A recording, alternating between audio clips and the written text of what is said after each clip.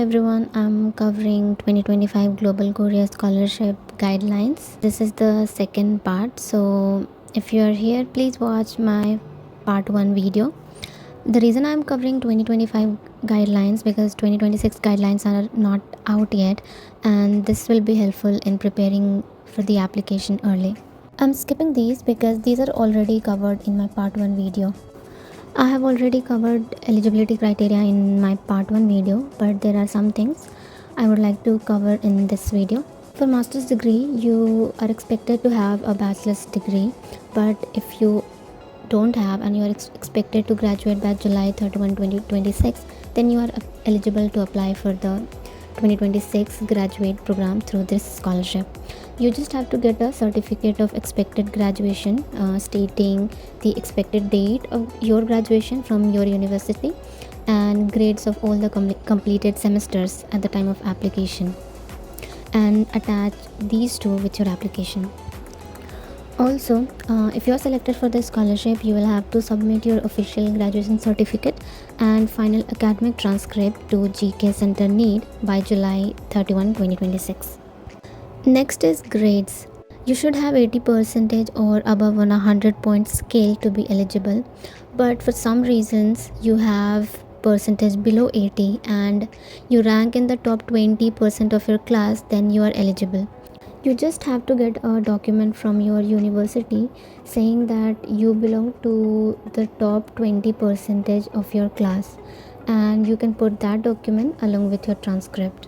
Here is the information about CGPA. So these are the accepted GPA scales, but if your university doesn't provide you marks based on these GPA scales, then what you can do is you can convert your marks, whatever GPA scale your university uses, you can convert those to any one of these using online tools and then get a stamp from your university. Language ability is not necessary, but if you have TOEIC or IELTS, then you can submit those. It will give you preference over other candidates. There it says if you are someone who has graduated from Korean high school, then you are not eligible. If you are someone who has received a scholarship previously from the Korean government, then also you are not eligible for the scholarship. Something to note here is if you apply through embassy track and you do not pass round 1, then you can apply through university track. But if you are applying through embassy track and then you pass the round 1 and do not pass the second round, after that you cannot apply through a university track. Duplicate submissions will be disregarded in the evaluation, so please be careful to not have duplicate submissions.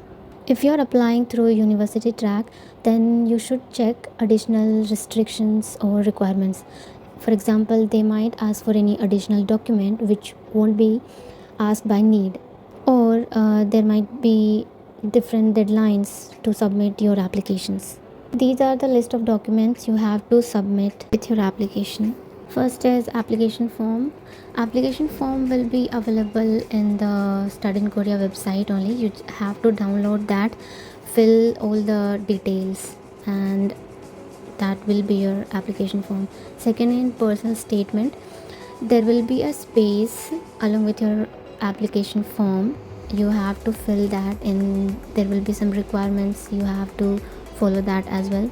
Third is study plan, and fourth is research proposal, which is not required for master's degree. One letter of recommendation. Korean language program exemption application, this is not applicable for master's degree. GK's applicant agreement, these will be available with your applications. So when need releases notice for this scholarship, you have to download everything. There will be guidelines and there will be other section of applications.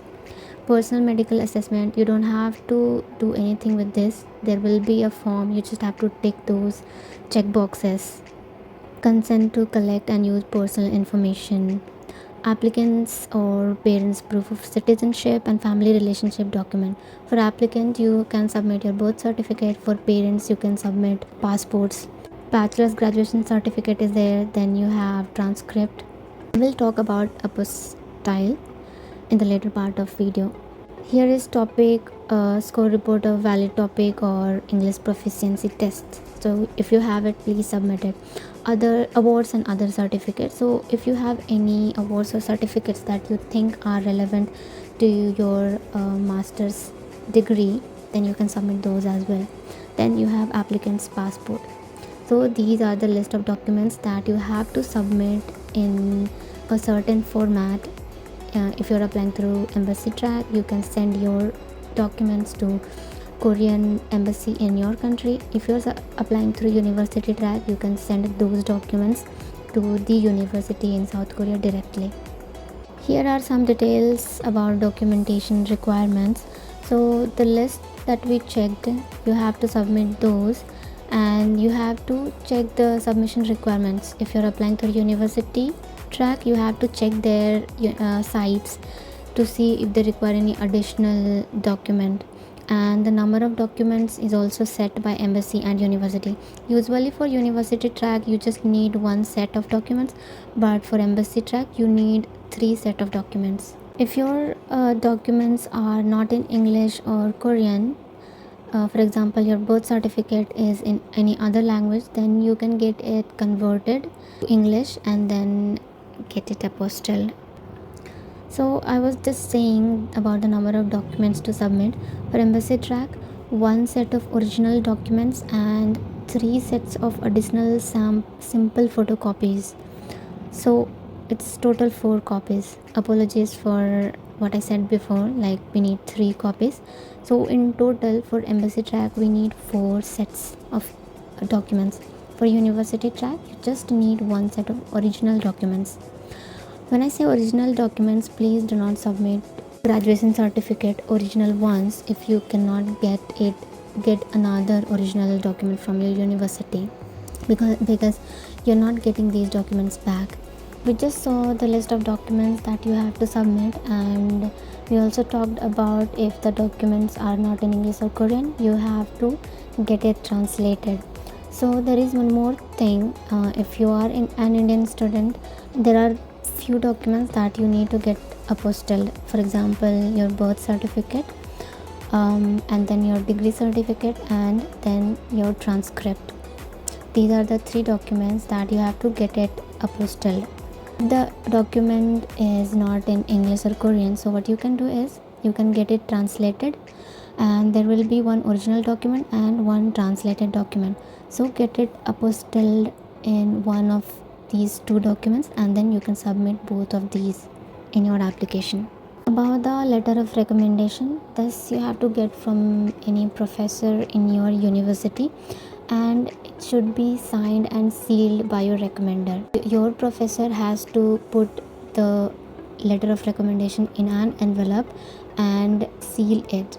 Details on some of the documents to submit: proof of citizenship and family relationship. You can submit your birth certificate or family registry, and you can submit your passport copies as well, yours and both your parents. Certificate of graduation, you can submit your official degree certificate, or if you haven't graduated yet but you will be by July 31, 2026, then you can submit expected certificate of expected graduation. Academic transcript, that is kind of a mark sheet that you can submit for this, and these are the GPA scales that are acknowledged.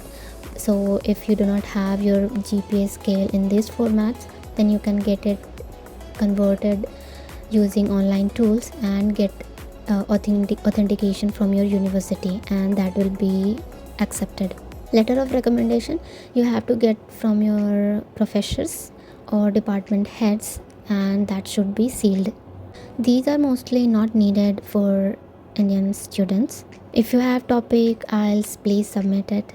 You can submit your awards and other documents that you think will be helpful for your application. Not all the documents needs to be apostilled. There are 3 documents: your birth certificate, degree certificate, and your transcript. So do not apostille all the documents. Here is a selection procedure and schedule. So you can stop the video and check the selection procedure. I have already talked about MSc track, university track procedure, so I won't spend more time. This is just the timeline. You can check this as well.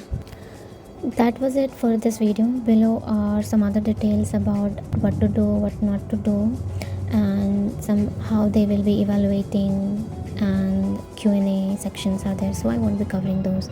Thank you so much for watching this video.